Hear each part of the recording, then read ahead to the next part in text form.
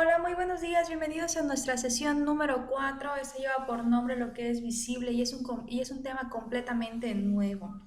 He escogido este tema del fondo de pantalla porque siento que va muy de acuerdo al tema que vamos a desarrollar el día de hoy, que es acerca de los colores y el por qué podemos percibirlos.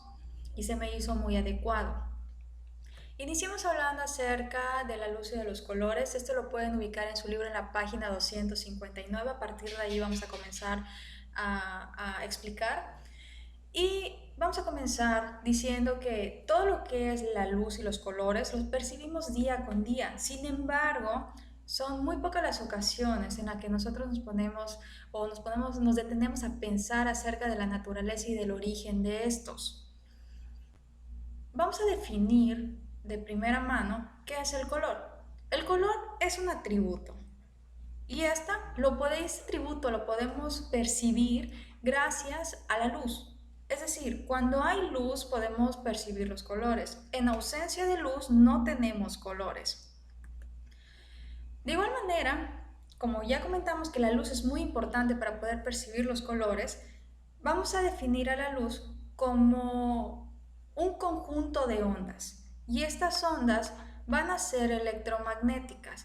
Este concepto no se les olvide, electromagnéticas. Lo vamos a ver más adelante.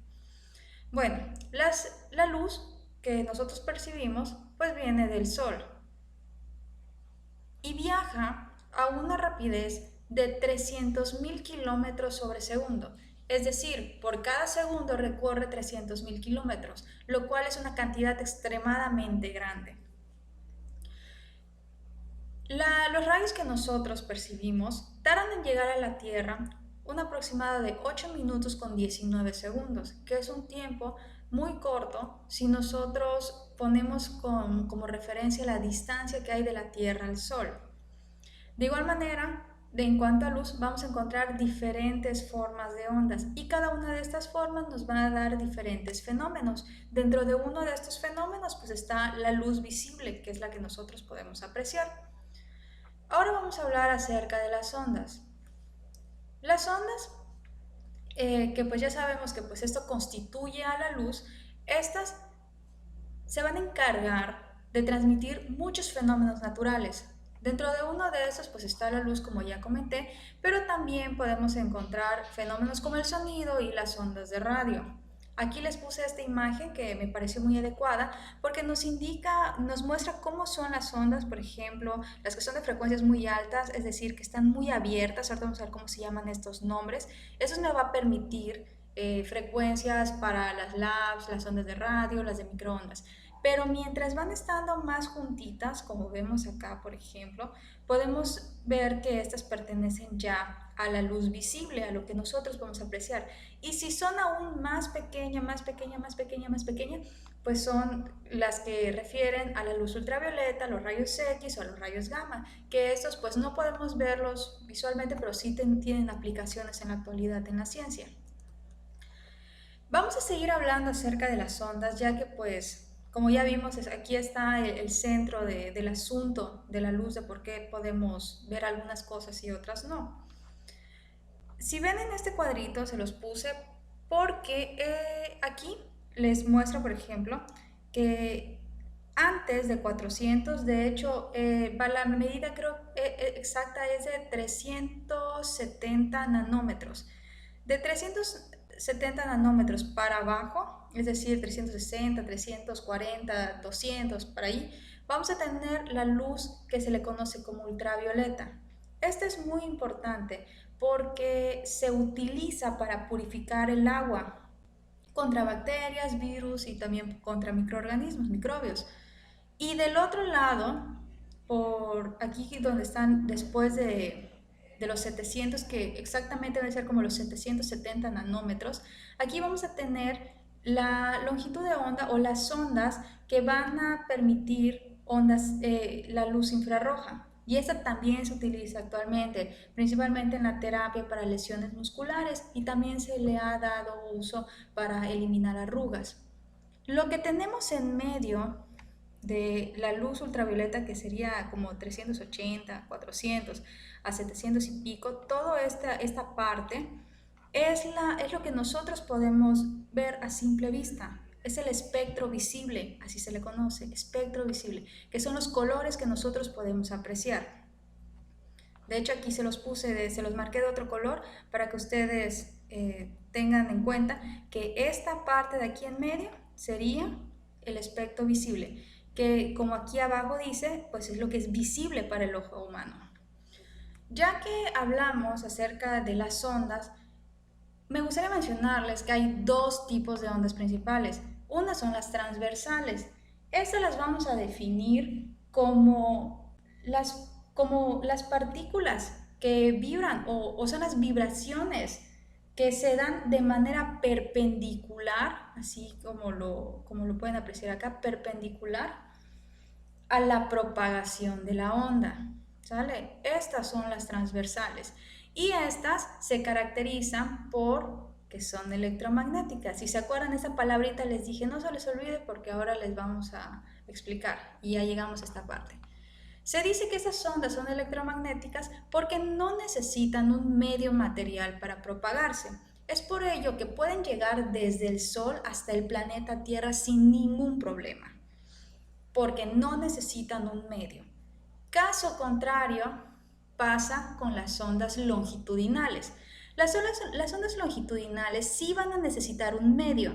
De hecho, un ejemplo de estas es el sonido y también los sismos se propagan por este tipo de ondas, de las longitudinales, pero estas a fuerza necesitan un medio. Este medio puede ser, por ejemplo, como en el de los sismos, que pues es a través de partículas sólidas, pero también podemos ver que es a través del aire. Recuerden que aunque nosotros no vemos las partículas de aire, pero estamos rodeados de partículas y estas mismas son las que permiten el sonido. Ya que explicamos los dos tipos de onda, vámonos a las partes. ¿Qué partes conforman una onda? Iniciamos hablando con la cresta. La cresta va a ser el punto máximo de la onda. Es decir, aquí en la parte más alta va a ser mi cresta, en esta parte más alta también va a ser mi cresta. Y si por acá tuviera otra, también el punto más alto va a ser mi cresta. Por el contrario, la parte más baja, el punto más bajo de la onda se le va a conocer valle. Aquí tengo un valle, aquí tengo otro valle. De igual manera, la amplitud que hay de la mitad de la onda hacia la cresta se le conoce como amplitud. Esta distancia es la amplitud. Y la línea que queda justamente en medio, que sería el punto medio de esta vibración, porque recuerden que les había comentado que es una vibración, el punto medio de la vibración se le conoce como línea de equilibrio. Esta sería mi línea de equilibrio y corta exactamente a la mitad. De igual manera tenemos una más que la vamos a ver más adelante, pero se las voy a empezar a mencionar desde ahorita. La medida que hay de cresta a cresta, que sean de manera consecutiva, se le va a conocer como longitud de onda. Esta se va a simbolizar con esta como Y al revés que vemos y lleva el nombre de lambda. Es la distancia, la medida que hay de una cresta a otra cresta, pero tienen que ser dos crestas consecutivas. Dos crestas, dos seguiditas.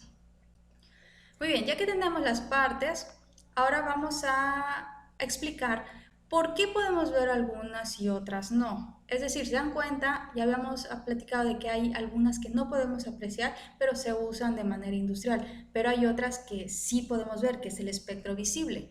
Vamos a ver por qué sí unas y por qué no se pueden ver las otras. Esto se debe a que hay medidas para las ondas, como les había comentado en esta imagen anterior.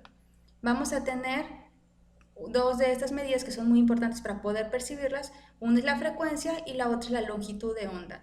De estas dos depende que nosotros podemos ver la luz que vemos, los colores La frecuencia la vamos a definir como el número de veces que la onda se repite en una unidad de tiempo determinado, es decir, el tiempo que una onda tarda a hacer su recorrido, que yo vaya a medir cuánto tiempo. Y la longitud de onda, como ya les había comentado anteriormente, es la distancia que hay entre dos crestas consecutivas. Aquí les puse esta imagen para que vean. Tenemos una, dos, tres ondas diferentes. Si nosotros vemos nuestra frecuencia, tendríamos que medir cuánto tiempo tarda en hacer este recorrido, esta onda. Y lo mismo acá, tendría que ver cuánto tarda en hacer todo este recorrido, esta onda, de llegar a este punto y en cuánto tiempo lo está haciendo. Eso sería mi frecuencia. Y lo mismo con la tercera. Tenemos diferentes ondas y al tener diferentes ondas, pues tenemos diferentes tiempos. Esa sería mi frecuencia de onda. Mi longitud de onda va a ser la distancia que hay entre una cresta y la otra cresta consecutiva. Recuerden que tienen que estar cerca las dos. La medida entre estas dos es lo que le conozco como mi longitud de onda. Que se den cuenta que esta está muy amplia de un punto al otro punto. Esta, por el contrario, si se dan cuenta, la longitud de onda de las crestas están más cerca, por lo tanto mi frecuencia es mayor. Y ni qué decir de esta, que aún están aún más pequeñas. Y esos pues son los dos factores que permiten que nosotros podamos ver la luz visible. A todo eso que yo ya les platiqué, pues aquí viene la importancia del espectro visible, que es aquel que va a tener una longitud de onda, es decir, la medida entre cresta y cresta, que esté entre los 380 y los 770 nanómetros, que si ustedes recuerdan fue el mismo cuadrito que les mostré hace rato. Esa es la medida de onda, de que acá se mide la longitud de onda por nanómetros, es unidad, así como, no sé, la distancia se mide en metros, el peso se mide en kilogramos, aquí la longitud de onda se va a medir en nanómetros y va de 370 a 770 nanómetros, lo que nosotros podemos percibir, que es a lo que nuestros ojos están acostumbrados a ver.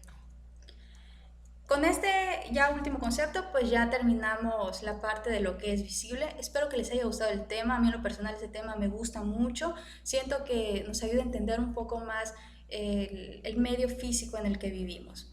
Les voy a dejar unas actividades para reforzar este tema y si queda alguna duda que me lo hagan saber y lo vemos en nuestra próxima clase online.